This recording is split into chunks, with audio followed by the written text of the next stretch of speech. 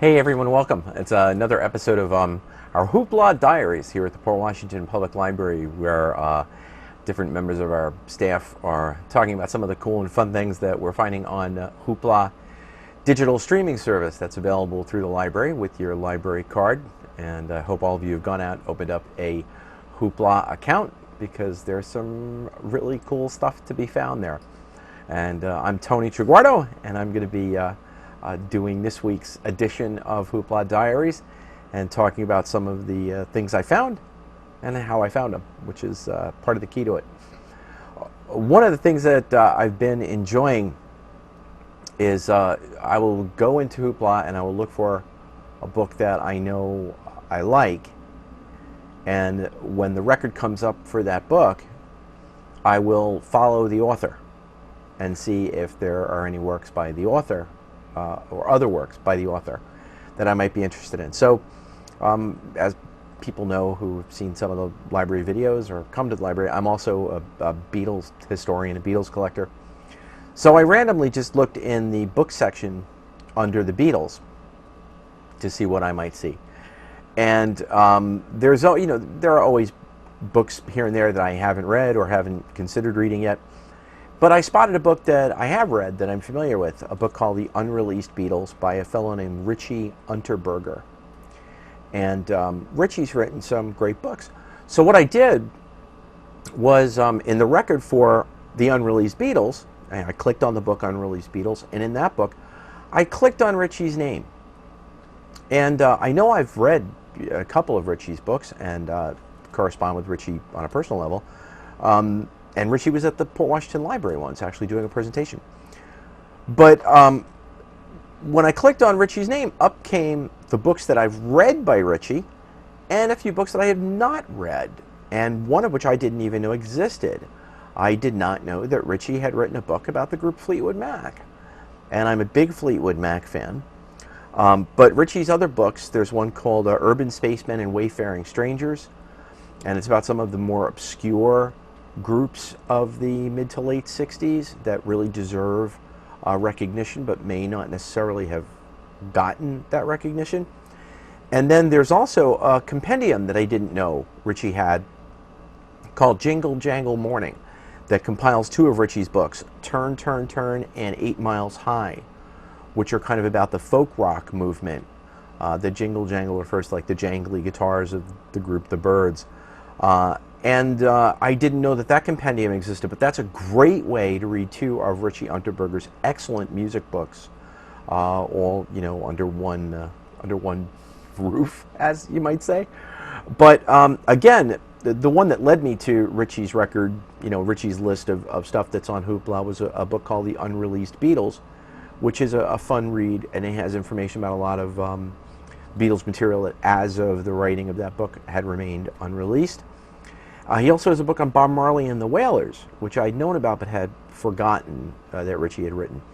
So now I'm going to go and read his Fleetwood Mac book. So that came about by me, again, I went to the Beatles, I picked a book that I was familiar with, and then clicked on the author just to see what else was in Hoopla, and lo and behold, found some new reading for myself. Another way to go is, if you like listening to music or bringing some of the music in through Spotify, a fun thing to do is to maybe follow a label that you like. Now that's not to say, major recording labels like Capitol Records, and you can do that if you want. But what I'm talking about is, for instance, I was looking through the Kinks albums that were available on Hoopla, and I popped open the record for the deluxe edition of the group's 1970 album Lola vs. Power Man and the Money Go Round. So when I was looking at the record, it tells you the label that the record's on, and it was Sanctuary. And I thought to myself, gee, Sanctuary's probably done some really cool other reissue packages. Let me click and see what Sanctuary has available. So I clicked on the label name, and I got this very cool collection of reissues and greatest hits packages. I found a really nice best of by the group The Foundations, who had big hits in the 60s with Build Me Up, Buttercup, and Baby Now That I've Found You, two of my favorite 60s tunes.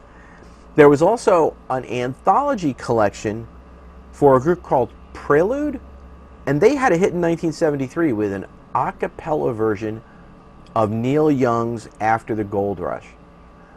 It's the only song I ever knew by them. It was a hit record, and it was on a lot of those on a few of those compilations of great hits of the 70s and one-hit wonders and things like that. Well, amazingly, it turns out that Prelude is still together. Seeing that best of made me Google them. They were still performing live as of 2017 and 2018. So I'm really looking forward to listening to this 46-song collection that's on Hoopla.